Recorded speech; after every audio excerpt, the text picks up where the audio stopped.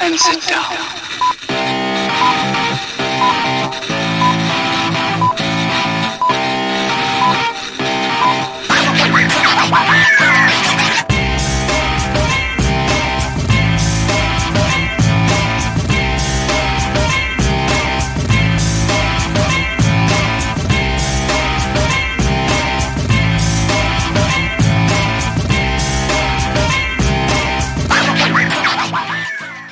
Hello again, welcome everybody to another edition of the Raw Report. On this show we are going to do jerky, and you can traditionally make it out of a beef or a venison, and we have already went and cut our beef today.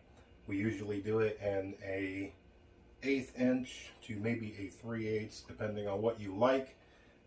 This has already been cut. This is just a little over a pound. And you want to cut your strips into about 1 inch, maybe a little bit more of a strip. And we already have everything set up and pre-measured out. We will walk through this together.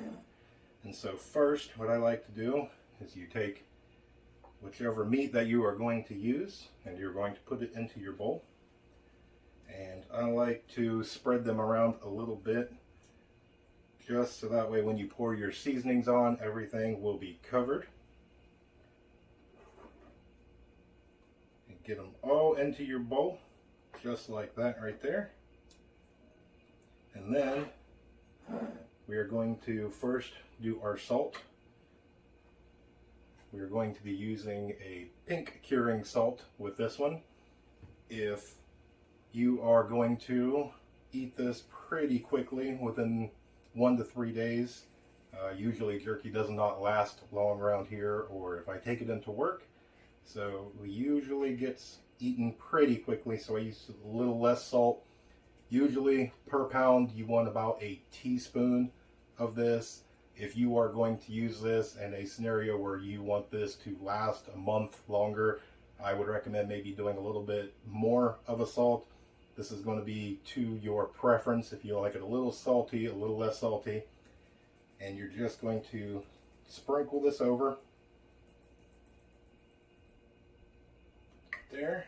And when you come to what you want your taste, you can go and you can buy something like this. I believe this is Walmart's brand, or not Walmart brand, but you can buy this at Walmart. I believe this is somewhere between 15 and 20 bucks. You get 3 flavors in there plus your curing salt, so that way if you want to give it a try, you kind of got one already made into a box.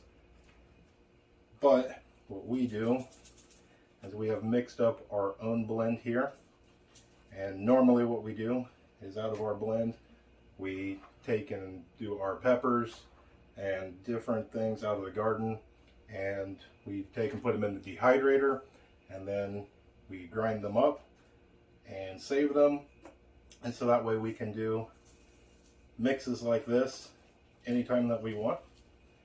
And this one is going to be a sort of a hot and spicy mix. This has different peppers in here, and all we're going to do, which usually what you want is somewhere between 1.5 to 2.5 tablespoons for your seasoning. Again, you're going to have to play with your mixture. It's going to be to your taste. If you want it to be a little bit stronger, you can put on just a little bit more. You got to watch with your dry rubs, because you don't want to get that texture. You want this to be soaked into the meat and not, when you put it in, and you're still getting that dry where it flakes off. Then you're going to give it a little bit of a mix, just so that way it gets coated a little bit.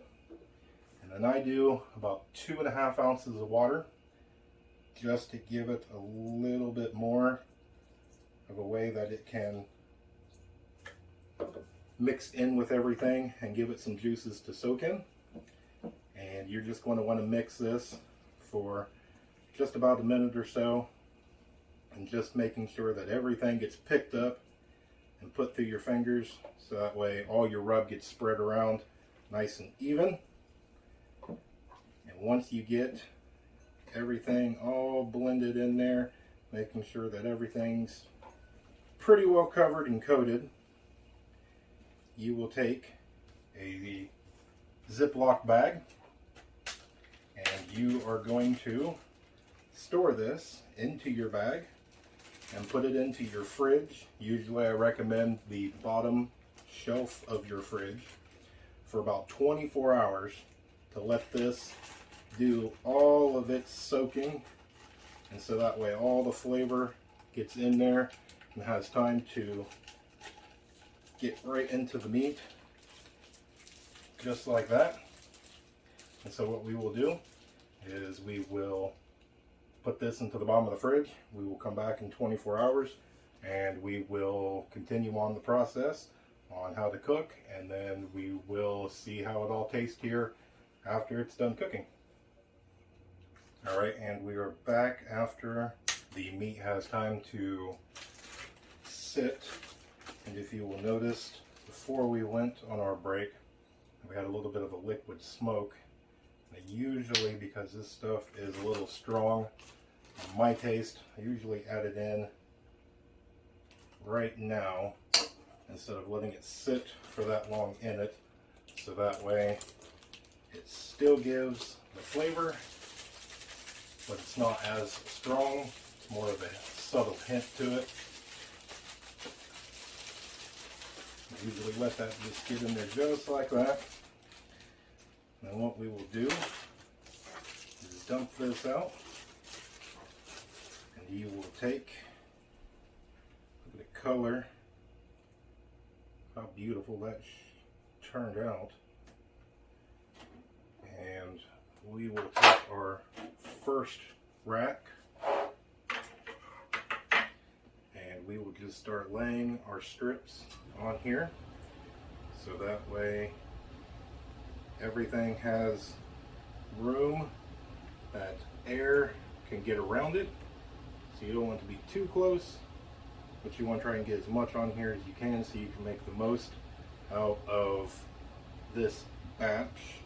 Normally in my dehydrator I can get a little over a pound in each batch that I make, and you just continue to put the strips down just like so.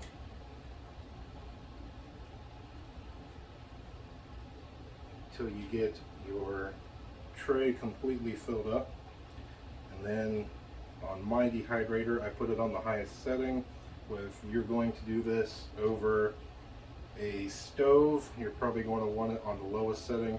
You are probably shooting around 160 degrees, and it will take a few hours. And normally what I do, about every hour I rotate my trays, and that will go on there just like that, and we will keep going until we get everything on.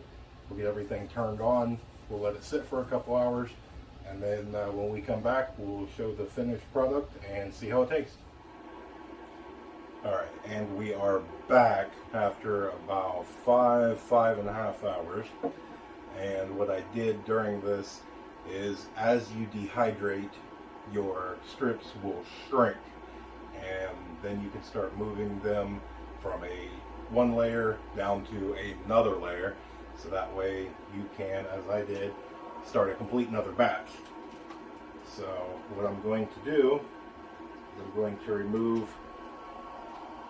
these down here, bring the bottom off. We'll put this back so those can continue to cook. And if you can see the color, this looks like it came out very nice. And as most of us, we all have a bunch of these laying around. This is what I like to store mine in. And my recipe that I used for this one, this came out of the garden for most of the ingredients. We used a Carolina Reaper, Trinidad Scorpion, long cayennes, some jalapenos. I did use shishito for a little bit of sweetness, some garlic, a little bit of onion, And the only two ingredients that I put in here besides the curing salt that I did not grow is the paprika and the black pepper. But the way that I like to do is when you pick up one, it should be stiff. And if you feel any sponginess whatsoever, then it needs to go back. And then if you pick up another one, again, that is rule number one, should be nice and stiff. And the way I like to do it is I like to have a little bit of a bend to it. If it breaks, again, this is going to be on your preference and the way that you like it. Some people like it a little extra crispy. Some people like it a little bit more chewy. I'm kind of in that middle. I don't want to have it break like a potato chip, but I also don't want it to be raw. And so that little bit of a bend right there, this is a good piece that came out very well done. And actually, we will rip that just like that. Color went all the way through, so that is good. We'll do a taste test. That is good. That turned out perfect. And if you will notice, the way that I do on all of mine is that I cut my strips so that way everything will fit. These jars usually hold somewhere in the neighborhood of about 2 pounds, 2.5 pounds. But to go through each one of these, just kind of make sure everything's done. If it's not, throw it back in, give it a little bit more time. Again, I rotate mine so that way my bottom begins at the top and everything just moves down a little bit of a layer. Everything's got air moving around it. But as you can see, from the first batch that we did, it's a little over a pound, about 1.2 pounds. The second one was very close to that. So we're going to have close to about 2.5 pounds when everything is all said and done. And there's how we do it. If you have any questions, please feel free to share them in the comments. Give this a like and a subscribe so that way the channel can grow. If you have recipes that you would like to share, please feel free to share them.